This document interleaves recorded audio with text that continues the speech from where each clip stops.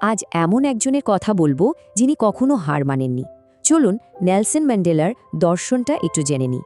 তার মূল মন্ত্র ছিল খুব সহজ, আমি কখনো হারি না, হয় জিতি না হয় শিখি। বাবা যায় জীবনের ২৭টা বছর তিনি জেলে কাটিয়েছেন, শুধু বর্ণবৈষম্যের বিরুদ্ধে লড়েছিলেন বলে।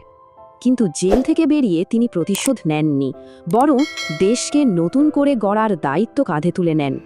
হার্ভার্ডে একটা ডিগ্রি নিতে গিয়ে তিনি এক গভীর অপমানের গল্প শুনিয়েছিলেন সবাইকে। ঘটনাটা শুরু হয়েছিল একটা ফোন কল দিয়ে। জেল থেকে বের হয়েই তিনি ফোনটা করেছিলেন। ওপাশ থেকে মহিলাটি শটান জিজ্ঞেস করলেন, আপনি কি ম্যাট্রিক পাশ করেছেন? ম্যান্ডেলা কিন্তু রাগ করেননি, খুব শান্তভাবে বললেন একদিন তার যোগ্য হওয়ার জন্যই পড়াশোনা করবেন। কিন্তু মহিলাটি তাকে পাত্তাই দিলেন না। ফোন রাখার আগে সোজা বলে দিলেন, এটা অসম্ভব। ভাবুন একবার, একদিকে সেই অপমান, আর অন্যদিকে হার্ভার্ডের মতো জায়গায় দাঁড়িয়ে সম্মান নিচ্ছেন। এটাই সবচেয়ে বড় শিক্ষা। কে কি বলল তাতে কিছু আসে যায় না, আজকের অবস্থাটাই শেষ কথা নয়।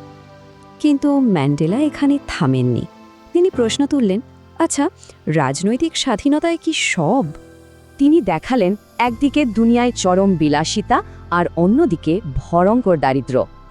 যাদের পেটে খিদে, যারা বিনা চিকিৎসায় মারা যাচ্ছে, তাদের কাছে স্বাধীনতা শব্দটার কোনো মানেই নেই।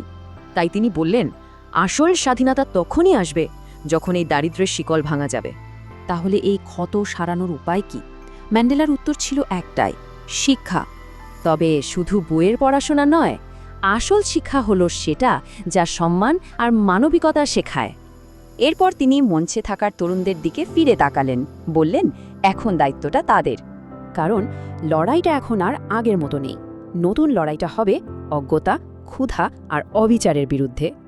লক্ষ্য একটাই, এমন একটা পৃথিবী তৈরি করা যেখানে জন্মপরিচয় কারোর সাফল্যের পথে বাধা হবে না। পথটা লম্বা হতে পারে, কিন্তু লক্ষ্য যদি ঠিক থাকে তাহলে কি কোনো বাধাই আটকাতে পারে?